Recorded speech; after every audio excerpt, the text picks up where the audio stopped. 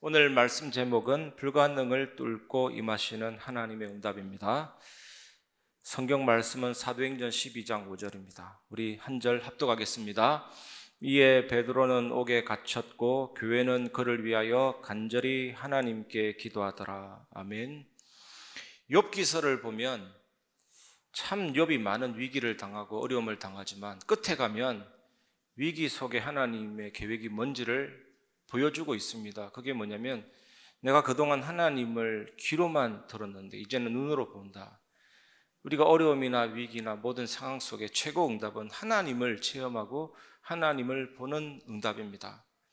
룻기서를 봐도 베들레헴 사람 엘리멜렉이 부인은 나옴이고 첫째 아들은 말론이고 기럐이고 먹을 것이 없어서 기근이 와서 모압 땅으로 잠깐 이민을 갔는데 거기서 남편 죽고 첫째 아들 둘째 아들 다 죽고 이제 과부만 세 분 생긴 겁니다. 나오미와 룻과 오르바. 이제 고향으로 돌아가려고 하는데 오르바는 떠나고 룻이 어머니가 섬기는 하나님이 내 하나님이고 어머니가 묻히는 곳이 내가 묻힐 곳이다. 이렇게 따라왔는데 보아스를 만나고 룻이 다윗의 정조 할머니가 되고 그 계열을 통해서 예수 그리스도 오시거든요. 위기인 줄 알지만 위기가 아닙니다. 최고의 응답입니다. 우리가 그것을 지금까지 확인했고 앞으로도 체험하게 될 것입니다. 오늘 말씀을 통해서도 확인해 보시길 바랍니다. 첫 번째, 인간의 힘으로 불가능한 상황입니다.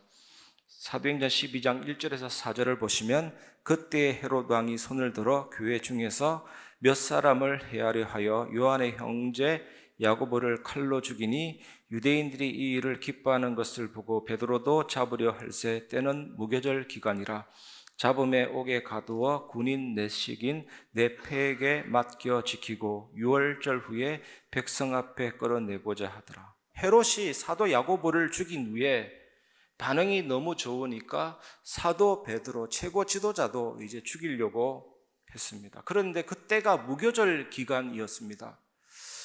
무교절은 유월절 이후에 7일 동안 지키는 절기인데 이스라엘 최대 명절이죠. 나중에 유월절과 무교절을 구분 없이 사용하기도 했습니다. 유대인들의 관례는 무교절 기간에는 재판도 하지 않고 처형하는 것을 금지했습니다. 그래서 헤롯이 처형하기 전에 베드로를 옥에 가두어 둡니다. 유월절과 무교절 기간은 유대인들의 민족적인 자긍심이 최고로 올라가는 기간이거든요. 이 헤롯이 그 기회를 딱 잡은 겁니다. 이런 기회에 베드로를 처형시켜서 유대인들의 인기를 차지하려고 이렇게 했습니다. 그래서 헤롯은 베드로를 죽이는 것을 매우 중요하게 여겼습니다. 얼마나 큰 위기가 왔습니까? 헤롯은 베드로를 옥에 가두고 군인 내식인 네페에다 맡겨 지키다가 유월절 이후에 백성들 앞으로 끌어내고자 했습니다. 이것 보십시오. 헤롯은 베드로의 추록을 원천적으로 봉쇄했습니다. 그 이유가 있습니다. 사도행전 5장 17절에서 20절에 보면 주의 사자가 사도들을 옥에서 건져낸 사건이 있거든요. 헤롯이 그것을 모를 리가 없죠. 이번만큼은 철저하게 원천 봉쇄해서 빠져나가는 일이 없도록 철저하게 막은 것입니다. 여러분, 베드로가 처해진 이 상황은 엄청난 절망이 온 상황이잖아요. 생존 여부가 전혀 없습니다. 완전히 제로 상태입니다.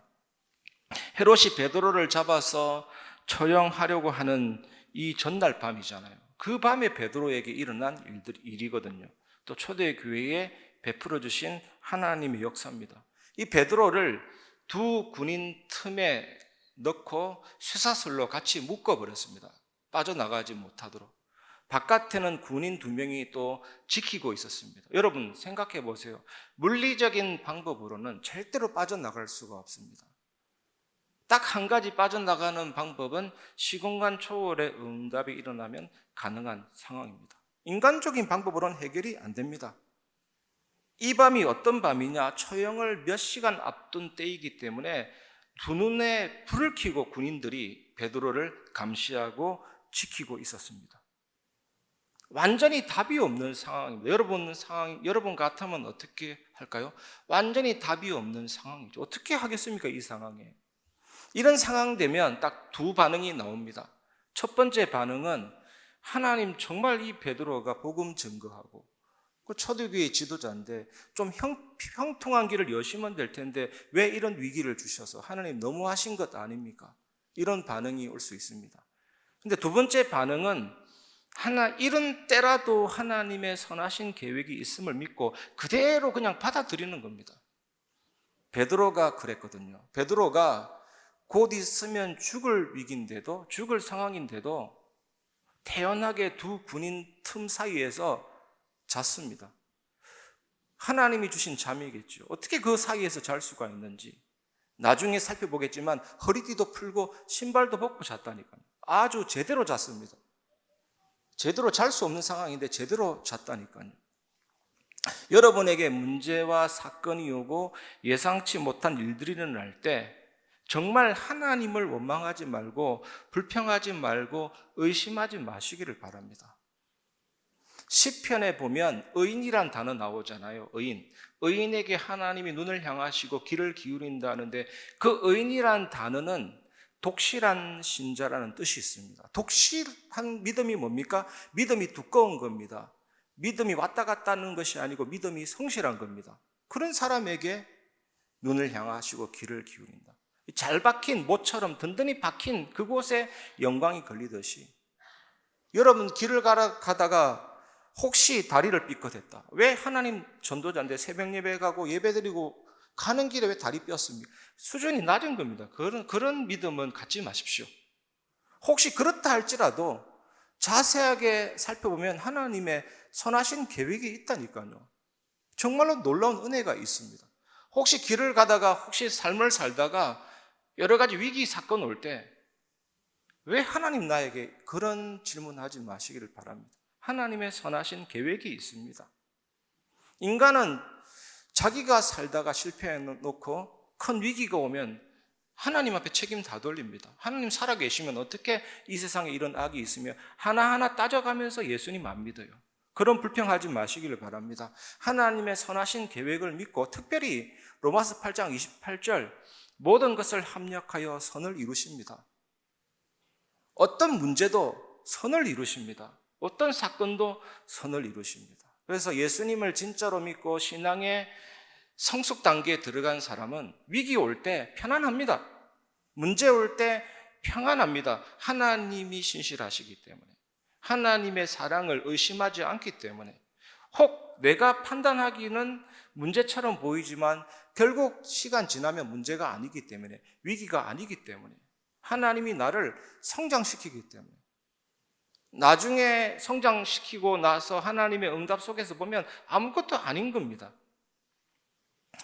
꼭 필요하기 때문에 내게 이 상황을 주시는 거거든요. 달게 받으시기 바랍니다. 그래서 당연 필연 절대 아닙니까? 이럴 때 놀라운 은혜와 사랑을 체험하게 될 줄 믿습니다. 능력을 체험하게 될 줄 믿습니다. 이 사실을 기억하시길 바랍니다. 두 번째, 모든 불가능을 가능하게 하는 기도의 비밀입니다. 사도행전 12장 5절, 이에 베드로는 옥에 갇혔고 교회는 그를 위하여 간절히 하나님께 기도하더라. 베드로가 옥에 갇히자 교회는 그를 위하여 간절히 하나님께 기도했습니다. 간절히에 해당하는 헬라어 단어는 ektenos라는 단어인데 이게 어떤 단어냐면 예수님이 겟세마네 동산에서 간절히 기도했다라는 것과 같은 의미입니다. 간절히. 예수님이 어떻게 간절히 기도했습니까? 피땀이 쏟을 만큼, 못의 혈관이 터져서 땀샘으로 분출된 만큼, 이게 헤마티드로시스 혈안증이라는 증상인데 극도의 불안감 속에서 힘을 낼 때 터져나오는 피거든. 여러분, 우리가 진짜 이렇게 간절히 기도하면 문제 해결 안 될 문제가 어디 있고 위기 해결 안 될 위기가 어디 있고 혹시 문제가 해결되지 않다 할지라도 절망할 이유가 어디 있겠습니까?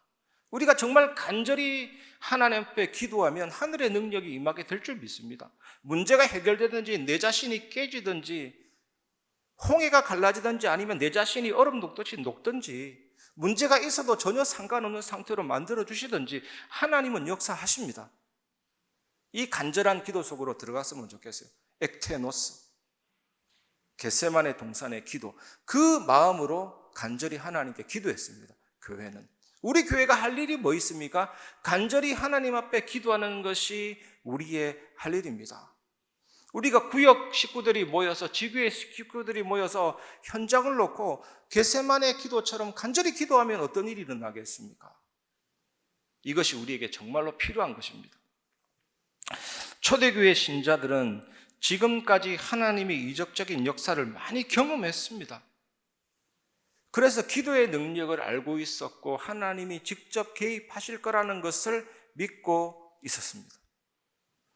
우리 교회 앞으로 여러 가지 일들이 일어날 때 우리가 간절히 기도하면 됩니다. 하나님이 개입하시고 역사하시고 기도의 능력은 어마어마하거든요. 이 사실을 믿으시길 바랍니다. 특히 이전의 사도들이 공회원에 잡혀서 감옥에 갇혔을 때 사도행전 5장에 보면 그 밤에 주의 사자가 동원되어서 옥문을 열고 주의 사도들을 다 바깥으로 구출해냈거든요. 이것을 기억하고 있었던 것입니다. 그래서 이번 사건도 하나님이 역시 이적적인 방법으로 시공간 초월의 능력으로 베드로를 옥에서 나오게 하실 것이다 라는 사실을 믿고 기도한 것입니다. 우리 교회도 손가락으로 따져보면 그런 응답이 많습니다. 하나님이 그런 과거에 역사하셨던, 이전에 역사하셨던 그 능력의 역사로 지금도 앞으로도 미래에도 역사하실 것입니다. 그 믿음으로 기도하시기를 주님의 이름으로 축원합니다. 지난주 금요 기도회 때 제가 말씀드렸던 것처럼 우리가 무력할 때 그래서 기도할 이유가 있는 겁니다. 하나님이 진짜 응답 주시는 사람은 위기 속으로, 무력함 속으로 들어가게 하십니다. 하나님의 자녀는 그 속에 들어가면 기도밖에 할 거 없거든요. 우리는 뒤로 물러설 수 없습니다. 왔다 갔다 할 수 없습니다. 오직 하나님만이 능력자고 그분이 응답 주시거든요. 그것을 가장 잘 아시는 하나님이 위기 속으로 집어넣을 때가 있습니다. 초대교회 마가다락방 성도가 왜 그런 기도했습니까? 오로지 기도할 상황이 되니까 오로지 기도한 것입니다. 그래서 역으로 우리가 이 사실을 안다면 위기가 올 때, 문제가 올 때 최고의 기도의 시간표고 하나님의 능력을 체험할 시간표구나, 그 사실을 알고 또한 감사할 수가 있는 것입니다. 그래서 여러분, 무력한 자만이 기도할 수가 있습니다. 우리가 무력함에 사로잡힐 때 납심될 게 아닙니다. 그때 하나님이 능력으로 역사하시고 우리의 세밀한 기도를 들으시고 응답하실 시간표입니다. 그래서 우리가 기도라는 것은 우리의 무력함 속에, 연약함 속에 예수 그리스도를 모시고 영접하는 일입니다. 하나님 영역으로 역사해 주옵소서. 사단재앙 지옥권 깨뜨리신 위대하신 예수 그리스도께서 우리 연약함 속에, 무력함 속에 오시옵소서. 다스려 주옵소서. 역사하여 주옵소서. 그게 기도거든요. 이렇게 해서 여러분 정말로 기도 응답을 받으면, 하나님을 알게 되면, 예수 그리스도의 능력을 알게 되면 달라집니다. 위기가 아닙니다. 어떤 바다도 건너가고 어떤 산도 넘을 수가 있습니다. 그런 사람으로 우리 모두를 세워주시기를 원하시는 위대하신 하나님을 바라보시고 찬양하고 집중하는 오늘 기도회가 되시길 바랍니다. 세 번째입니다. 하나님이 주시는 응답입니다. 사도행전 12장 9절, 베드로가 나와서 따라갈새 천사가 하는 것이 생시인 줄 알지 못하고 환상을 보는가 하니라.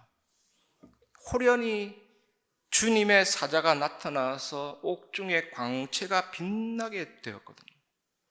이런 기이한 현상을 베드로만 봤습니다.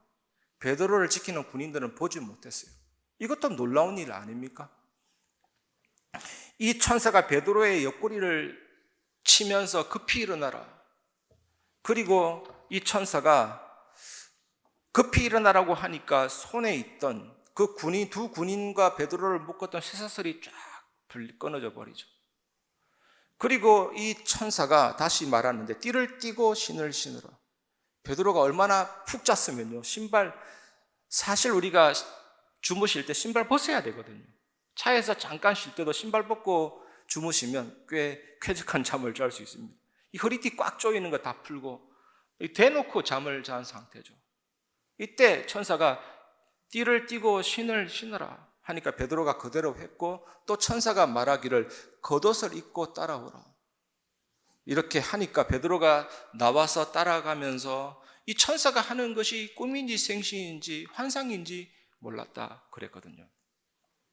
그리고 이 베드로가 첫째 파수꾼, 둘째 파수를 지나서 시내로 통하는 쇠문에 이르니까 문이 저절로 딱 열려버리죠. 여러분, 첫째 파수, 둘째 파수, 철통 같은 경비를 뚫고 베드로가 지나갔는데 단 한 사람도 그것을 막지 못했습니다. 이건 시공간 초월한 뭔가를 투시하고 통과한 역사가 아니고는 이런 일이 있을 수가 없는 것입니다. 쇠문을 통과해서 그곳을 나와서 한 거리를 지나는 동안 천사가 지켜보고 있다가 안전하다 싶으니까 천사가 곧 떠나게 됩니다. 이 천사가 얼마나 세밀하게 우리를 보살피는지 바로 올라가면 될 텐데 성경 보십시오. 한 거리를 지나기까지 천사가 있다가 됐다 싶으니까 천사가 쫙 올라가는 거죠. 하나님의 뜻을 이루는 주의 천사입니다. 이렇게 베드로는 천사의 초자연적인 도움을 받아서 옥에서 나옵니다. 그런데 한편 이 천사는 베드로를 옥에서 나오게 했지만 나중에는 핍박자 헤롯을 어떻게 했습니까? 충이 먹어서 죽게 하는 일에도 천사가 동원됐죠.